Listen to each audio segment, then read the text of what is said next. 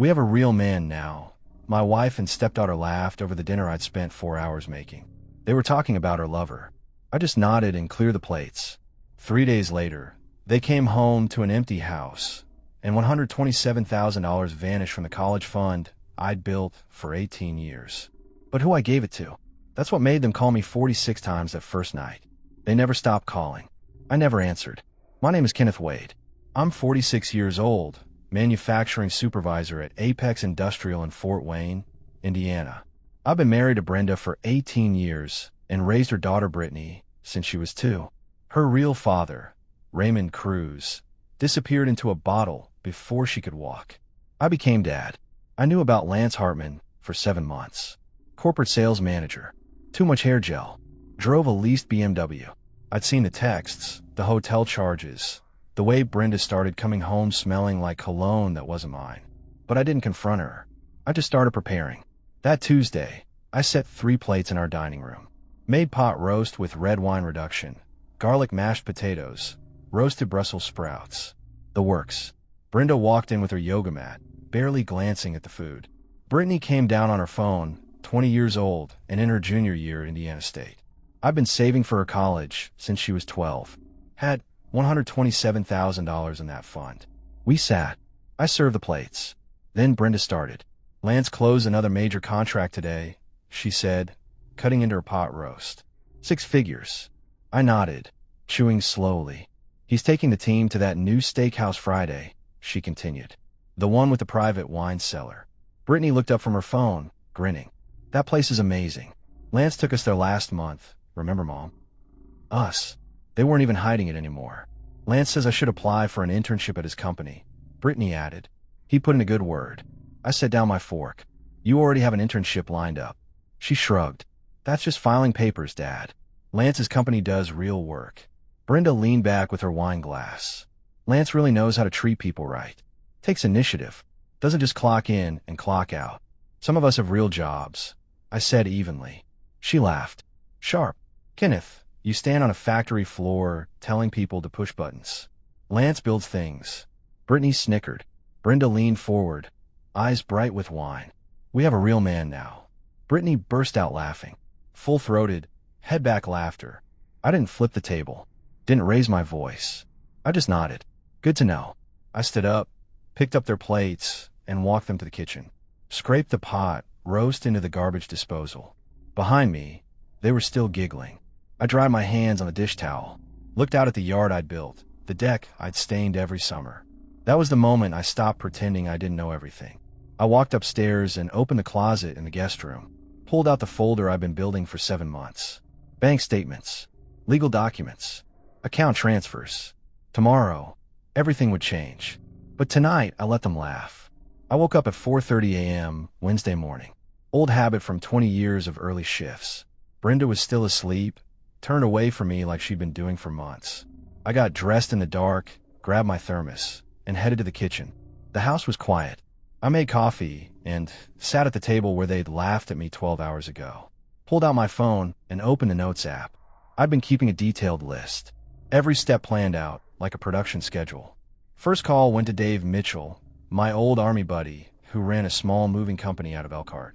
He answered on the second ring. Kenny, it's 4:45 in the morning, Dave said, voice rough with sleep. Need a truck Saturday morning, I said. Early. 6 a.m. He was quiet for a second. This about Brenda? Yeah. I'll be there, he said. No questions asked. That's what 20 years of friendship gets you. Second call went to my attorney, Patricia Vance. Left her a voicemail asking her to prepare the final documents. She'd been handling everything quietly for 3 months. Post-nuptial agreement from 2008 that Brenda signed without reading. Clause 14 gave me full authority over any premarital assets. The house, my retirement, the education fund I'd started before we even met. At work that day, I moved through my shift on autopilot. My team knew something was off. Jimmy Kowalski, one of my floor leads, pulled me aside during lunch. Boss, you good? Jimmy asked. You've been quiet all week. I looked at him. Jimmy had 3 daughters. Worked doubles to pay for their Catholic school. How old are your girls now? I asked. 15, 13, and 9, he said, showing me his phone wallpaper. 3 smiling kids. They appreciate what you do for them. Jimmy nodded. Every day. Why? I shook my head, just wondering. That afternoon, I logged into the bank portal from my office computer. The education account sat there. $127,344.87. 18 years of overtime, holiday shifts, skipped vacations. Every dollar earned in grease and sweat. I'd opened it when Brittany was 2 years old. Told the account manager I was building something for a girl who didn't share my blood, but had all my heart. I pulled up the transfer form, typed in the recipient information I'd gotten 3 weeks ago from a man I'd never met face to face. Raymond Cruz, Brittany's biological father. Raymond had gotten sober 8 years ago. Worked as a veterans counselor now in Santa Fe. Had another daughter, Isabella, 18 years old. Full scholarship to University of New Mexico, studying political science. Honor roll every semester. I'd found Raymond through Facebook 6 months ago. Sent him a message. We talked on the phone twice.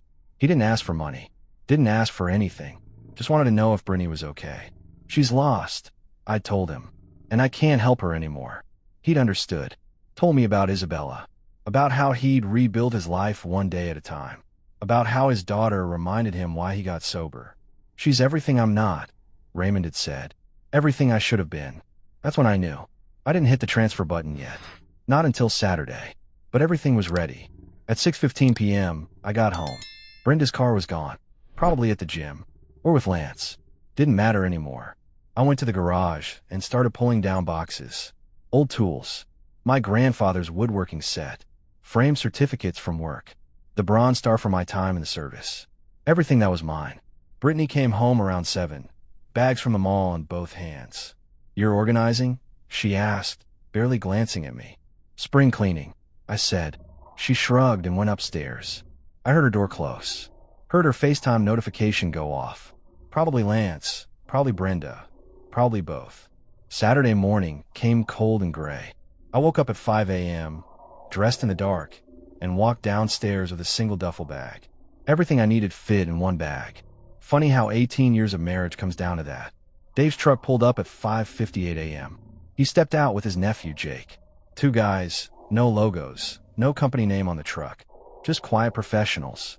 Kenny, Dave said, shaking my hand. We doing this? Every last thing that's mine, I said. We work fast. My toolbox from the garage. The workbench I'd built. My grandfather's antique drill press. Framed certificates from the wall. My fishing gear. The gun safe. Books. Clothes. Everything I'd brought into this marriage or earned with my own hands. Dave pointed at the wedding album on the shelf. That. Leave it, I said. Let them remember what fake looks like. By 7:30 a.m., we were done. The living room looked like someone had surgically removed half the furniture. My recliner gone. The bookshelf I'd built gone. The coffee table I'd refinished gone. But Brenda's decorative pillows and her yoga mat and her wine rack all stayed. I walked upstairs one last time. Went to the bedroom. Opened my closet. Took 3 things. My father's watch. The Bronze Star for my deployment. The small wooden box Brittany made me in 4th grade. She'd carved World's Best Dad into the lid. I held that box for a long minute. Then I put it in my jacket pocket. Back downstairs, I did one final sweep. Checked the kitchen, living room, dining room. Then I went to my home office and sat at the computer. Logged into the bank. Pulled up the education fund. $127,344.87. I typed in the recipient information. Raymond Cruz. Account routing number I'd memorized. Beneficiary. Isabella Cruz Education Trust. My finger hovered over the confirm button. Thought about all those nights working doubles. All those birthdays I missed. All those times Brittany called me dad like she meant it. Then I thought about Tuesday night. We have a real man now. I clicked confirm. Transaction processed. Funds transferred. $127,344.87 to Isabella Cruz. A girl I'd never met. A girl who wrote thank you notes and earned scholarships, and never once asked her father for money she didn't earn. I logged out. Opened the utilities portal. Scheduled shutoffs. Gas, electric, water. Effective 5 p.m. today. Canceled the Netflix account. Spotify. Amazon Prime. Every subscription tied to my credit card. Then I opened my email and drafted one message. To Brenda Wade. Subject, gone. Body, when you get home, don't panic. I'm fine. Just not yours anymore. Attached to the email, a PDF of our postnuptial agreement, highlighted sections showing everything I was legally entitled to take, and a copy of the education fund transfer receipt. I scheduled the email to send at 6 p.m. By 8:15 a.m., I was sitting in Dave's truck, watching my house disappear in the side mirror. Where to? Dave asked. Your cabin in Michigan, I said. The one on the lake. Dave nodded. It's yours as long as you need it. We drove north in silence. I didn't look back. At 6 p.m., Brenda would get that email. At 6:30 p.m., they'd walk into an empty house. At 6:31 p.m., they'd start calling. But I'd already thrown my phone in a gas station trash can outside South Bend. I wasn't hiding. I was just done being found by people who never valued finding me in the first place. Brenda pushed the front door open at 6:47 p.m., arms loaded with shopping bags from that boutique downtown. Brittany followed, scrolling through her phone, laughing at something Lance had texted. God, my feet are killing me, Brenda said, stepping inside. Then she stopped. The living room was wrong.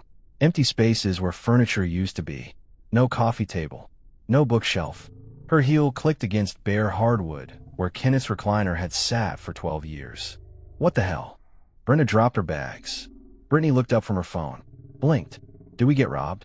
Robbers don't take recliners and leave the TV, Brenda said, her voice sharp. She walked through the house, Brittany trailing behind. The dining room. Chairs missing. Kenneth's office. Completely empty. Just a desk with disconnected cables. The garage. His tools gone, his workbench gone. Empty hooks where his fishing rods used to hang. Upstairs, Brenda threw open the bedroom closet. Her side, untouched. His side, bare hangers. Mom, Brittany said from the hallway. Her voice had changed. Smaller. His stuff is gone. All of it. Brenda pulled out her phone. Tried calling Kenneth. Straight to voicemail. Called again. Voicemail. Again. Voicemail. That son of a... She stopped herself. Looked at Brittany. Check your email. Check everything. Brittany opened her laptop on her bed. Mom, I've got an email. From Dad. Sent at 6. Brenda rushed over. Read over Brittany's shoulder. When you get home, don't panic. I'm fine. Just not yours anymore. Attached, 2 PDFs. Brenda opened the first one. Legal document. Postnuptial agreement from 2008. Clauses highlighted in yellow. Her signature at the bottom. What is this? Brittany asked. Brenda's hands were shaking. I signed this when we refinanced the house. He said it was standard paperwork. What does it mean? Brenda read the highlighted sections. Her face went white. It means everything in his name stays in his name. The house. He took himself off the deed. Retirement accounts. His. Everything. Brittany opened the second PDF. Bank statement. Education fund. Her college fund. Balance. $0. Transaction history. 1 transfer. $127,344.87. Recipient. Isabella Cruz Education Trust. Brittany stared at the screen. He gave my money to someone named Isabella Cruz. Brenda grabbed the laptop. Read it again. Cruz. That's Raymond's last name. Who's Raymond? Brenda's jaw tightened. Your biological father. Brittany stood up. The deadbeat who left. Dad gave my college fund to his kid. Brenda tried calling Kenneth again. Voicemail. Tried texting. Messages turned green. iMessage disabled. She called his work. Got the after-hours voicemail. She scrolled through her contacts. Hit dial on Kenneth's brother, Todd. Brenda. Todd answered.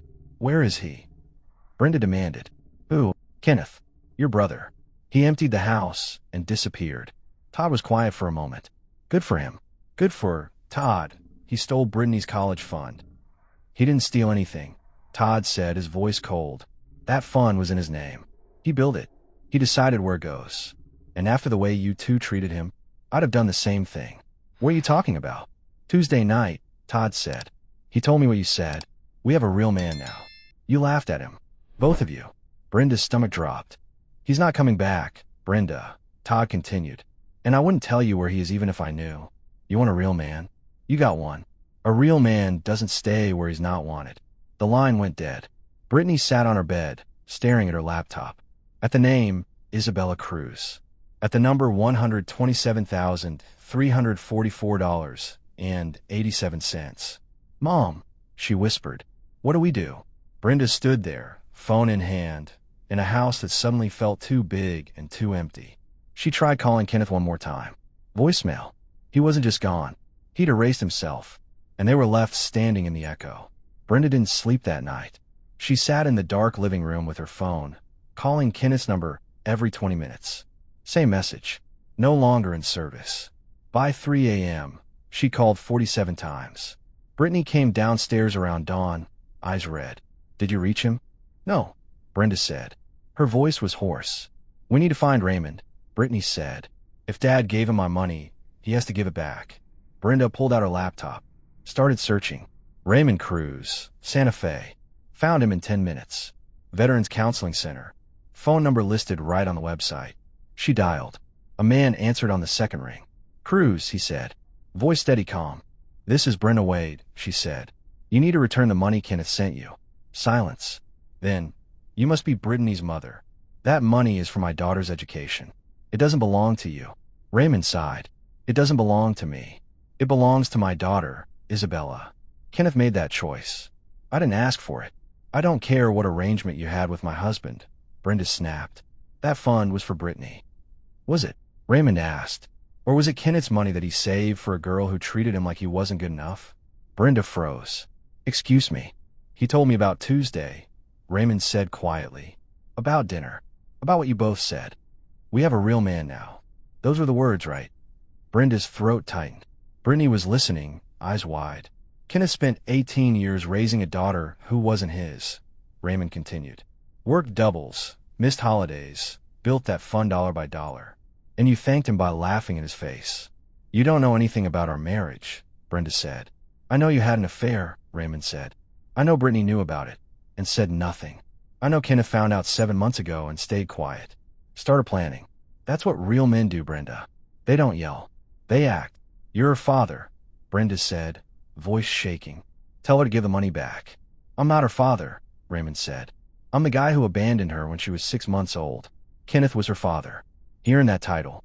But you both made it clear he didn't measure up anymore. We didn't mean. Yes, you did, Raymond interrupted. And Isabella? She's never had anything handed to her. Works 2 jobs. Maintains a 3.8 GPA.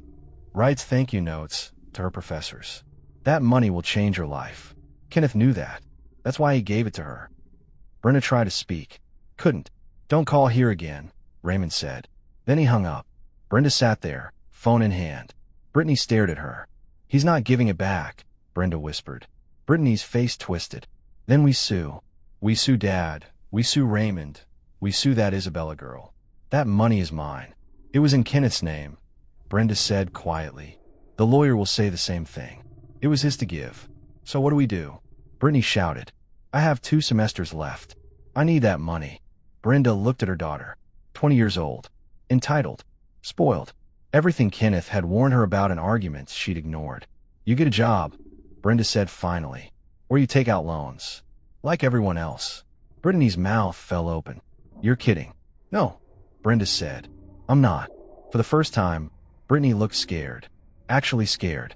And Brenda realized Kenneth had known exactly what he was doing. He wasn't punishing them. He was teaching them. By Monday morning, word had spread. Small town. Manufacturing plant. Everyone knew everyone. Kenneth's co-workers knew he was gone before Brenda did. She went to Apex Industrial at 8 a.m., walked into the front office. The receptionist, Maria, looked up. I need to speak to Kenneth's supervisor, Brenda said. Maria's expression went cold. Mr. Wade resigned Friday afternoon. Effective immediately. He what?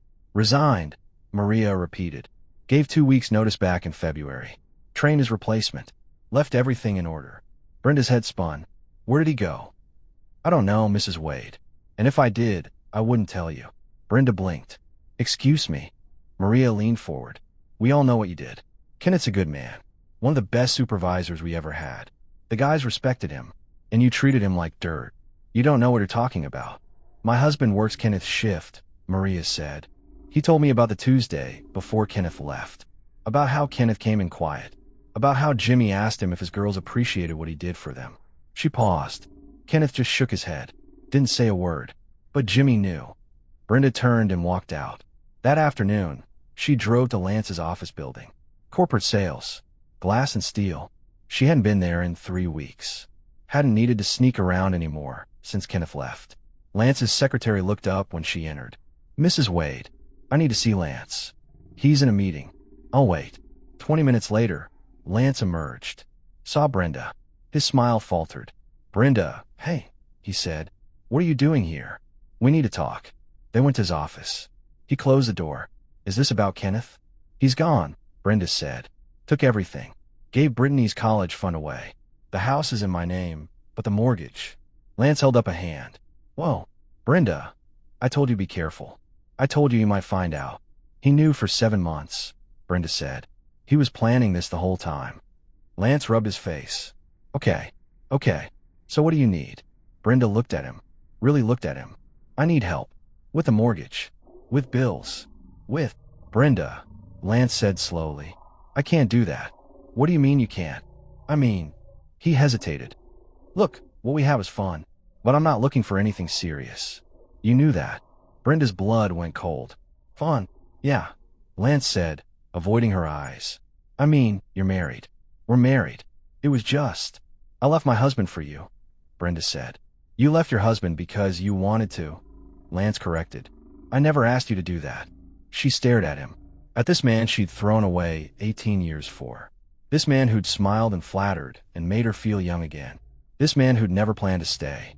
"Get out," Lance said quietly. "Please." Brenda stood, walked to the door, turned back. "You're just like Kenneth said. All promises and steak dinners. Nothing real." Lance shrugged. "At least I was honest about it." She left, drove home in silence, pulled into the driveway of a house she couldn't afford. A house without power. A house that echoed with everything she'd lost. Brittany was inside, on her laptop, crying. "What now?" Brenda asked. "I checked my student account," Brittany said. "Tuition's due in 2 weeks. $18,000.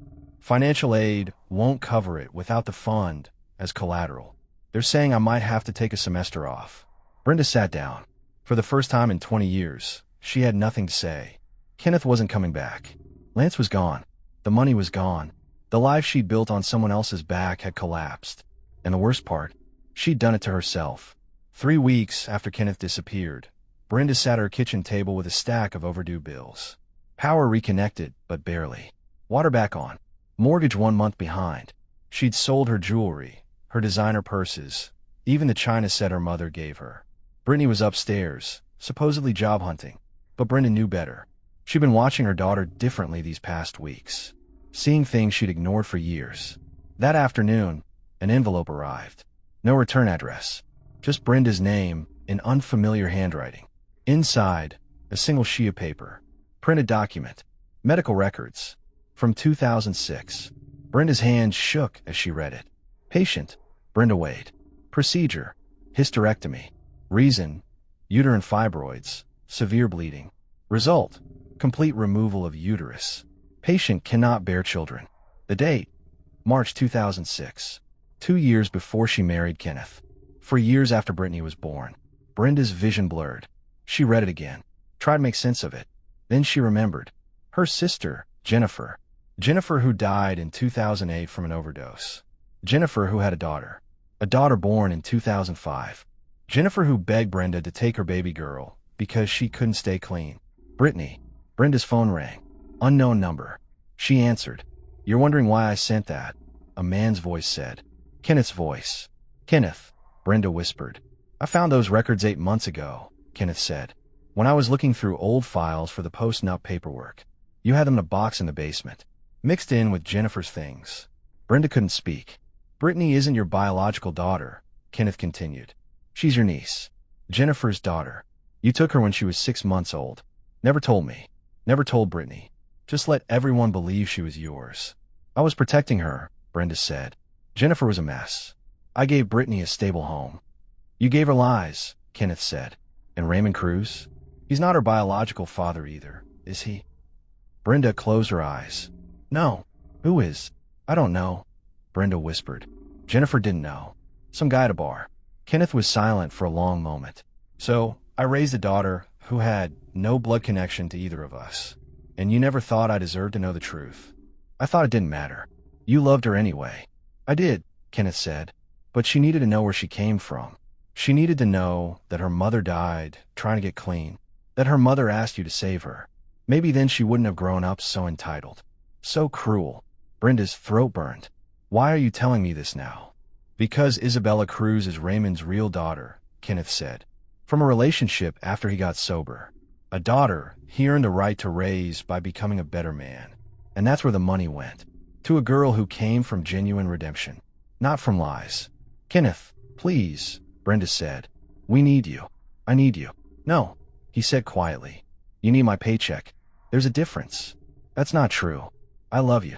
You love what I provided, Kenneth corrected. There's a difference there too. He paused. Tell Brittany the truth. She deserves that much. Tell her about Jennifer. Tell her about where she really came from. Maybe it'll help her understand why I left. Kenneth, wait. The line went dead. Brenda sat there, staring at the medical records. At 19 years of lies written in clinical language. Upstairs, she heard Brittany's door open. Footsteps on the stairs. Mom, can you lend me $60 for her? Brittany stopped when she saw Brenda's face. What's wrong? Brenda looked at her daughter. Her niece. Jennifer's baby girl. Sit down, Brenda said. We need to talk about your real mother. The truth about Brittany spread through Fort Wayne faster than Brenda expected. Someone at the medical records office talked. Or maybe Kenneth told someone. Either way, by the end of the week, everyone knew. Brittany wasn't Brenda's biological daughter. She was Jennifer Wade's daughter. Jennifer, the sister who died from a drug overdose. Jennifer, who everyone remembered as the troubled one. Brenda saw it in people's faces at the grocery store. The whispers. The pointed looks. The way conversations stopped when she walked past. But it was worse for Brittany. She'd gone to a college party Thursday night. Came home crying at 2 a.m. What happened? Brenda asked. Everyone knows, Brittany sobbed. Someone posted it online. About Jennifer. About you lying. About Dad leaving because we were awful to him. She looked up, mascara running. They're calling me a fake. They're saying I got everything handed to me by a man who wasn't even related to me. And I thanked him by laughing in his face. Brenda wanted to comfort her. Wanted to say it would blow over. But she couldn't. Because it was true. Friday afternoon, Brittany came home from campus early. Threw her backpack on the floor. I'm dropping out, she announced. What? I can't afford tuition. Can't get loans without a cosigner. Can't face people knowing what I did. Brittany's voice shook. Dad was right. I'm nothing without his money. Brenda wanted to argue. Wanted to say Brittany was strong, capable, smart. But the words wouldn't come. Because Kenneth had been right about that too. That weekend, Brenda ran into Kenneth's co-worker, Jimmy Kowalski, at the hardware store. He was with his 3 daughters, buying paint for their bedrooms.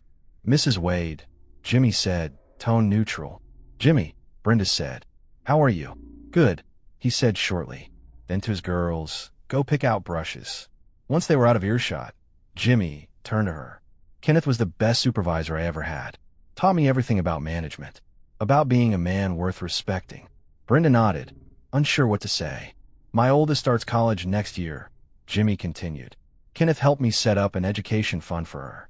Told me to start early, even if it's just $50 a month. Said it adds up.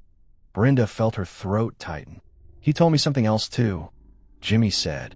He said the biggest mistake a man can make is giving people things they don't appreciate. That love without respect is just servitude. Jimmy looked at her directly. You made him a servant in his own home, and you wonder why he left. I didn't mean to. Yes, you did, Jimmy said. You meant every bit of it. You just didn't think he'd ever do anything about it. He walked away, joined his daughters, left Brenda standing alone in the aisle. That night, Brenda checked her social media. A mistake. People from high school, from town, from Kenneth's work, everyone was talking. One post from Maria, the receptionist at Apex. Some women don't know what they have until it walks out the door. Kenneth Wade deserved better. Hope he found it.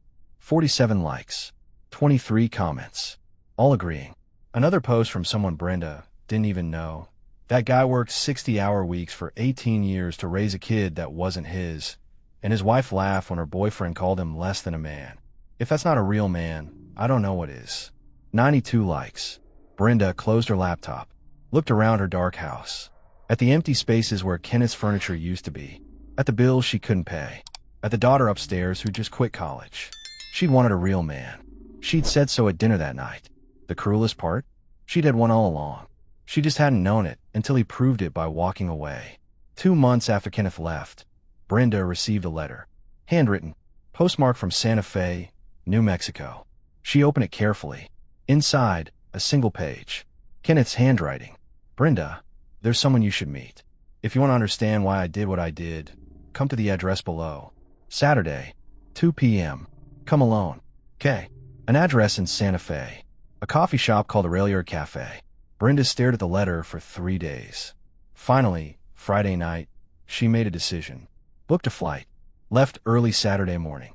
The cafe was small, brick walls, local art hanging everywhere. She walked in at 1:55 p.m., saw Kenneth immediately. Sitting in the back corner. He looked different. Leaner. Calmer. Like weight had lifted off him. Next to him sat a young woman. 18, maybe 19. Dark hair pulled back. Simple clothes. A backpack with University of New Mexico patches on it. Kenneth stood when Brenda approached. Brenda, this is Isabella Cruz. The girl stood too. Offered her hand. Mrs. Wade. Brenda shook it. Sat down. Looked between them. Why am I here? Because you need to see what your money became, Kenneth said. Isabella pulled a folder from her backpack. Opened it. I'm a sophomore at UNM. Political science major. I want to be a civil rights attorney. She showed Brenda a transcript. All A's. 1B+. I worked 20 hours a week at the campus library. Before Mr. Wade's gift, I was working 40 and barely keeping up. Brenda looked at the grades. At the dean's list certificate. At the scholarship letters. I didn't ask for the money. Isabella continued. My dad called me 2 months ago. Told me what happened. Told me about you and Brittany. About what you said to Mr. Wade. She paused. I wanted to refuse it. Felt wrong taking something that wasn't meant for me. But I asked her not to, Kenneth said. Because this money represents something. It represents 18 years of work. Of sacrifice. And I wanted to go to someone who understood what sacrifice means. Isabella pulled out another paper. A handwritten letter. This is what I sent Mr. Wade after I found out. Brenda took it. Read it. Mr. Wade, I don't know how to thank you for what you've done. My whole life, I watched my dad fight to be better. To stay sober. To be worthy of second chance. He taught me that nothing worth having comes easy. That respect is earned. Your gift means I can focus on becoming the attorney my community needs. I won't waste it. I promise. Isabella. Brenda's hand shook. She sent me updates every month, Kenneth said. Her grades. Her volunteer work. She's tutoring kids at the Boys and Girls Club. She's interning at a legal aid office. She's everything I hoped Brittany would be. Brenda looked at Isabella. At this girl who'd worked for everything. Who appreciated everything. Who'd never had anything handed to her. I'm sorry, Brenda whispered. I'm sorry for what we did. For what we said. Kenneth nodded. I know you are. But sorry doesn't change anything. It just means you finally understand what you lost. Isabella stood. I should go. I have a study group at 3. She looked at Brenda. Mrs. Wade, I hope Brittany figures things out. I really do. Nobody deserves to lose everything. She paused. But I'm grateful Mr. Wade chose to invest in someone who won't take it for granted. She left. Brenda watched her go. She's remarkable, Brenda said quietly. She is, Kenneth agreed. And you know the best part? She reminds me why I started that fund in the first place. Not for status, not for obligation, but because I wanted to help someone build a future. He stood. I found that person. Just wasn't the one I expected. Are you happy? Brenda asked. Kenneth considered it. Getting there. Got a new job. New life. People who respect what I bring to the table. He looked at her. I'm not angry anymore. Just done. Will I ever see you again? Probably not, Kenneth said. But I don't hate you, Brenda. I just don't love you anymore. There's a difference. He walked out. Left Brenda sitting alone in a coffee shop 1,000 miles from home, finally understanding what a real man looked like. He looked like someone who walked away with his dignity intact. 8 months later, Brenda sold a house. Couldn't afford it. Moved into a 2-bedroom apartment on the east side of Fort Wayne. Got a job as a receptionist at a dental office. 40 hours a week. $15 an hour. Barely enough. Brittany never went back to college. Worked at a retail store in Indianapolis. They talk once a week. Surface conversations. Neither mentioned Kenneth unless they had to. Lance had moved to Chicago, blocked Brenda on everything. She'd heard through mutual friends he was engaged. To someone younger. Someone without baggage. One Saturday in November, Brenda got a message on Facebook. From Raymond Cruz. Thought you should see this. Attached, a photo. Kenneth and Raymond, standing together at some outdoor event. Both smiling. In the background, Isabella in a cap and gown, holding a certificate. The caption, Isabella graduated summa cum laude. Full scholarship to Georgetown Law. Couldn't be prouder. Thanks to Kenneth Wade for making this possible. 300 likes. 70 comments. All congratulatory. Brenda stared at the photo. At Kenneth's face. He looked genuinely happy. Proud. Like a father watching his daughter succeed. She thought about Brittany. Working retail. Living paycheck to paycheck. Still blaming everyone but herself. Brenda closed her laptop. Looked around her small apartment. At the life she'd built from the ruins of her mistakes. She wanted a real man. Had thrown away 18 years because she thought she'd found one in Lance. A man with a nice car and smooth words and empty promises. Kenneth had been a real man all along. He'd just proven it in a way she never expected. Not by fighting. Not by yelling. Not by begging her to stay. But by walking away. By giving his love and his money to someone who'd earned it. By building a new life that didn't include people who'd made him feel small. That was strength. That was dignity. That was everything she'd been too blind to see. Brenda picked up her phone. Typed out a message to Kenneth's old number. Knew it wouldn't go through. Sent it anyway. I finally understand. You were enough. You were always enough. I just couldn't see it until you were gone. I hope you're happy. You deserve to be. Message failed to deliver. She set down her phone. Went to her window. Looked out at the parking lot. At her 10-year-old sedan. At the ordinary life she now lived.